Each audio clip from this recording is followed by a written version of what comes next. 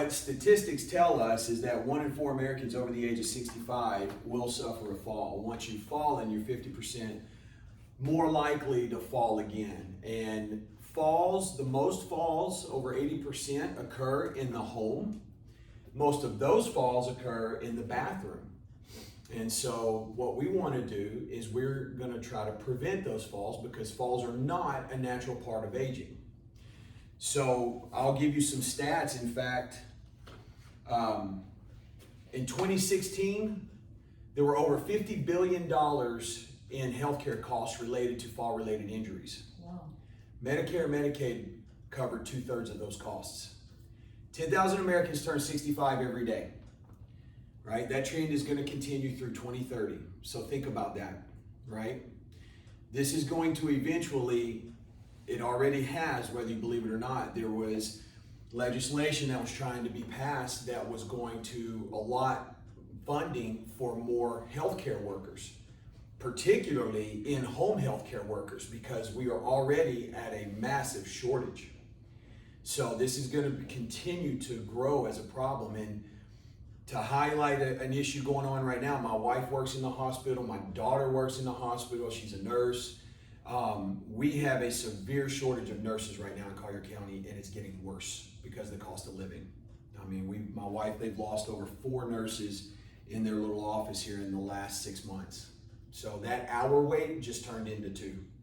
And they're getting burnt out because people are upset, rightfully so. So hopefully we can get to the bottom of this by keeping you guys from falling, and myself and everyone else. And on that note, welcome to FGCU Academy and FGCU Academy Online and Balance University Online. My name is Chris Williams. I am the author of Balance University, the creator, and also I'm going to be your instructor today. So what I want to do is make sure you guys have something stable to hold on to, like a chair. We will be getting up. We will be getting behind our chair. We'll be moving this chair back and forth. That is on purpose, because that's just extra muscular stimulation. That's extra movement. So it is the task is a bit tedious. It does have a purpose. Also, I want to make sure you're breathing. Right? We all want to make sure we're breathing. There will be certain times where I'll instruct you to breathe in a certain way. Other than that, just breathe normal. Don't hold your breath, okay? You want to always keep your knees bent, and I'll give you plenty of instruction, all right? Online, can you hear me okay? Thumbs up? Okay, good. And what I want to do, make sure online you mute your mics. If you'll scroll over the bottom left hand of your screen, you'll see a microphone and a camera. If you'll just click that microphone, you'll see a red slash come across that microphone. That means you're muted. That means we cannot hear you, but you can still hear me. All right? Now, Balance University is comprised of 4 pillars. Strength, posture, flexibility, and then of course balance. The 4 pillars are absolutely necessary in order to help improve our balance, right? We have our eyes and ears, our vestibular system, which is responsible for over 50% of our balance.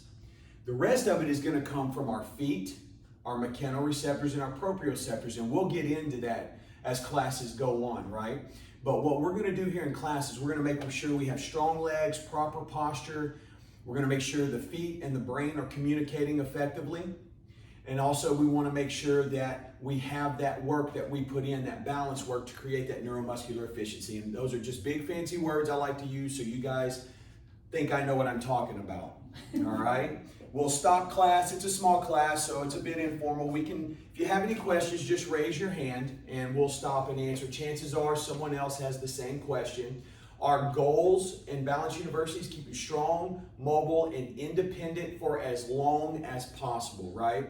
Most of the people I see, they want to live out their lives in their homes. When folks start falling, we have family members, friends that begin to push folks into the CCRCs, right? Continuing care retirement communities. Great places to be. Some folks would rather stay at home. And so what we want to do, our goal is to give you the tools to do that. And with that said, any questions over last week's workout, handout, worksheet, exercises? Okay. Topics? Good. Any questions? No. So today, as I had mentioned earlier, 1 in 4 Americans over the age of 65 will fall every year. Did you know every 11 seconds, someone is treated in the ER for a fall-related injury? What I come across a lot, what I see, and I'm just going to talk, and I'll do this every class, we'll cover a topic, we're going to empower you with information. What I come across a lot in our aging community that is an absolute factor in falls, and we may not contribute falls to this factor, is depression. Depression is a huge factor when it comes to falls. In fact, there was a pretty alarming statistic I found. There was a study that had come out, and it said, this study stated that depression is a greater indicator of falls for those 60 and older versus age. How about that? Now remember, all sources are available at mybalanceuniversity.com. Go there, check it out yourself. Depression is a greater indicator of falls for those 60 and older versus age. That was tremendous. And so what is depression? Let's define it. Depression is a serious mood disorder. It can affect the way you feel, act, and think. It's also a common problem among older adults. Clinical depression is not a normal part of aging. However, if you've experienced depression as a younger person, you may be more likely to have a depression as an adult. Research has shown factors that are related and put you at a higher risk of depression, but not necessarily cause depression. Medical conditions such as stroke and cancer, genetics, stress, sleep problems. Here's a big one, and one we will talk about a lot: social isolation and loneliness. And what did we just go through with the lockdowns, right? There was a lot of people that withdrew. Maybe they didn't want to, but needed to, right? We didn't have a choice. So that social isolation is going to be a big deal moving forward for us and pulling people back out into society. We'll talk about some studies too that note social isolation. Socialization is a novel event, like exercise, right? Novel events create BDNF in the brain. What that is a neurotrophin. It's very important to the way the signals work in the brain, the way the neurotransmitters run across. We're not going to get deep into the science, but trust me on that. We'll talk more about that later, right? Social isolation is closely linked to depression and falls late in life, and is very common among our seniors. Results from this study, right? This is from the National Institute of Health. Results indicate that the likelihood of seniors living alone and reporting depression is the highest among those 80 and older. Conversely, the odds of depressed seniors reporting falls is the greatest among those that are 60 to 69. That was a little surprising, right? So a recent publication from the National Academy of Science underscored the prevalence of social isolation among adults and older adults in the U.S., while adverse health outcomes associated with social isolation of the elderly have been documented for decades. Lockdowns, physical distancing during COVID-19 are shining an intense spotlight on this topic. Social isolation is closely linked to depression and falls in late life and are common among seniors. Now, I'm not going to read this whole thing. That's just, we're going to cover it. If you want more, you guys are more than welcome to go through and pull this up. Remember, all sources are available at mybalanceuniversity.com. But here's the thing. If you go through to the YouTube channel, I want you to go find an interview I did with Dr. Khan. Research tells us that most seniors who have a significant fall, break a hip, break a femur, a shoulder, their mortality rate decreases, and they're usually gone in 2 to 5 years. That's the study, that's the research. Dr. Khan, who is in practice and has been in practice in Naples for over a decade, tells me in this interview, he sees folks pass away after 3 to 6 months. That was surprising. So I want you guys to go through, check this out. There's a lot of great numbers in there. I don't want to spend too much time on this. I want to get to work. There was one other quick note I wanted to make. Okay. Depression has many symptoms, right? Let's just talk about the symptoms really quick. I'm going to arm you with some ammo here.